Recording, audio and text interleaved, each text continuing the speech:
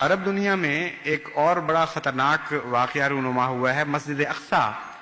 کو بم سے اڑانے کی بڑی ذلیل اور نہایت ہی کمینی کوشش کی گئی ہے یہود کی طرف سے۔ اگرچہ وہ ناکام ہو گئے وہ لوگ جو مقرر تھے ایجنٹ اس کام پر، لیکن یہ پہلے بھی کوششیں ہو چکی ہیں اور نہایت ہی خبیثانہ ارادے ہیں یہود کے۔ ان کا مقصد یہ ہے کہ آہستہ آہستہ مسلمانوں کے معزز مقامات کو تباہ کر دیا جائے اور کچھ دیر کے بعد لوگ بھول جائیں گے اور پھر وہاں ہم یہ ان کا معبد دوبارہ بنوانے کی بجائے اپنا معبد بنائیں، اور پھر مسجدوں کو نابود کرنے کے نتیجے میں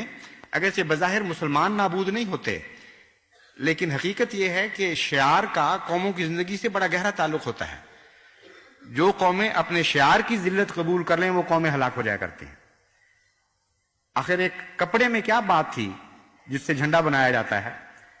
کہ آن حضرت صلی اللہ علیہ وآلہ وسلم نے تربیت فرمائی صحابہ کی کہ جھنڈے کی حفاظت کرنی ہے،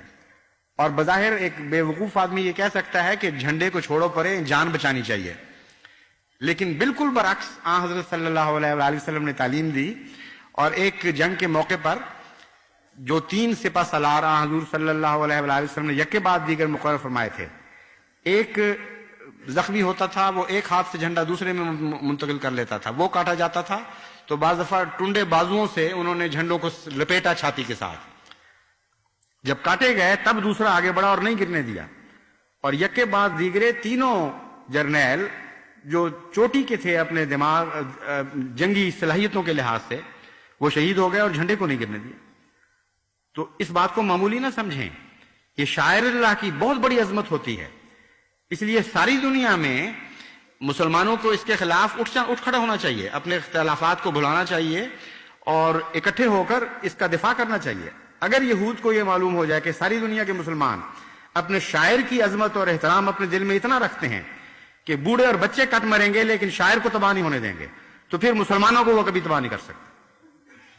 ایسی عظیم زندگی پیدا ہو جائے گی عالم اسلام میں کہ کوئی دنیا کی طاقت پھر اس زندگی کو مٹا نہیں سکتی۔ ہم بھی حاضر ہیں، جماعت احمدیہ کو شاعر اسلام کی خاطر ہر قربانی کے لیے تیار ہونا چاہیے۔ اگر کوئی قوم بلائے ہمیں شاعر کی خاطر قربانی کے لیے تو ہم حاضر ہیں۔ یہ ہے وہ جہاد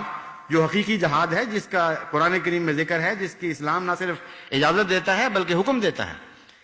اس لیے اگر آپ کو نہیں آنے دیتے وہ اپنے ساتھ ان خدمتوں میں، اگر آپ سے فی الحال نفرتیں ہیں،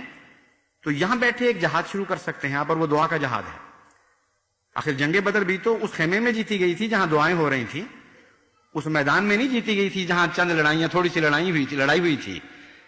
اصل وہ جنگ حضرت محمد مصطفیٰ صلی اللہ علیہ وآلہ وسلم کے خیمے میں جیتی گئی ہے۔ بس وہ جنگ تو آپ یہاں شروع کر دیں، پھر اگر خدا توفیق دے گا اور وقت ہمیں بلائے گا تو دنیا دیکھے گی کہ جہاد کے میدان میں احمدی کسی دوسری قوم سے پیچھے نہیں، بلکہ ہر میدان میں صف اول میں ہوں گے انشاءاللہ۔